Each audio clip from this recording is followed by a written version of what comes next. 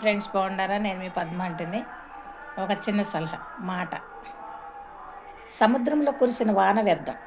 ఎందుకంటే ఉప్పు నీళ్ళలో మంచినీళ్ళు ఎన్ని వచ్చి పడ్డా అవి ఉప్పే. ఆ ఉప్పు నీళ్ళు దేనికి పనికిరావు, పంటలకు పనికిరావు, తాగటానికి పనికిరావు, గేదెలకు పనికిరావు, ఏటికి పనికిరావు. మనం ఏది మొక్క మొలవటానికి కూడా పనికిరావు ఉప్పు. అదే బయట వాన పడిందనుకోండి, గుంటలో నిలిచిన వాళ్ళని నిలవగట్టుకోవచ్చు, పంటలకు ఉపయోగపడవచ్చు, మనం గేదెలకు పెట్టుకోవచ్చు, ఏదైనా పశుపక్షాదులు తాగుతాయి. పశువులు పక్షులు కూడా సముద్రంలో వాటర్ తాగవు. అది అది బహ ధనవంతుడికి ఇచ్చిన గిఫ్టు. అంటే చాలా కోటేశ్వరుడికి మనం ఏదో గిఫ్ట్ తీసుకెళ్తాము. మన మధ్యతరగతి కోటేశ్వరులకి ఇచ్చేంత గిఫ్ట్ మనం ఏంది లక్షల్లో కొనలేవు.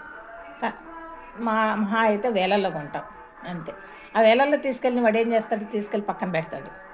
అదే ధనవంతుడు తేంగాల్ని అది చిన్న గిఫ్ట్ అయినా సరే వాడు హగ్గులు ఇచ్చుకుని ప్రేమతో ఆప్యాయతో అట్లా ఉంటారు.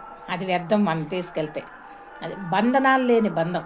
అంటే బంధనాలు అంటే మనకి తాళ్ళతో కట్టేసినట్టు ఉండాలి మన బంధం.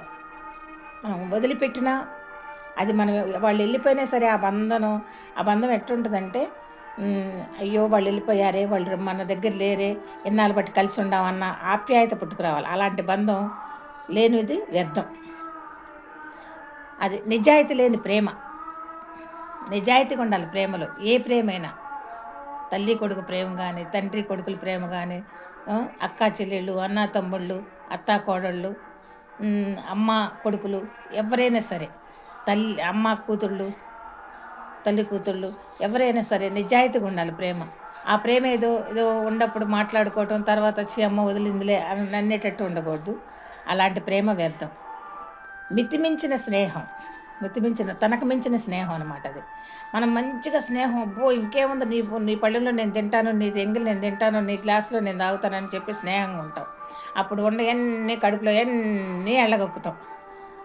లేని ఇంట్లో ఏదిలో మొత్తం చెప్పేస్తాం వాళ్ళకి.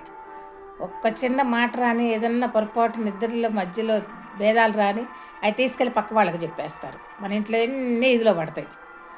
అలాంటి స్నేహం పనికిరాదు, అది వ్యర్థమే. ఇట్లాంటి వ్యర్థం లేని ఎన్ని వదిలేసేయాలి మనం.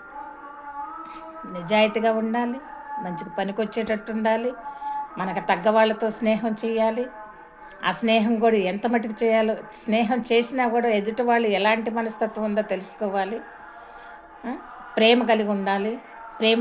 ఆ ప్రేమ కూడా ఏదో పై మెరుగులతో ప్రేమ ఉండకూడదు. లోపల ఆంతర్యాల నుంచి రావాలి ప్రేమ. ఇందులో నేను చెప్పిన దాంట్లో ఏదైనా తప్పు ఉంటే లైక్ కొట్టొద్దు. Bye friends.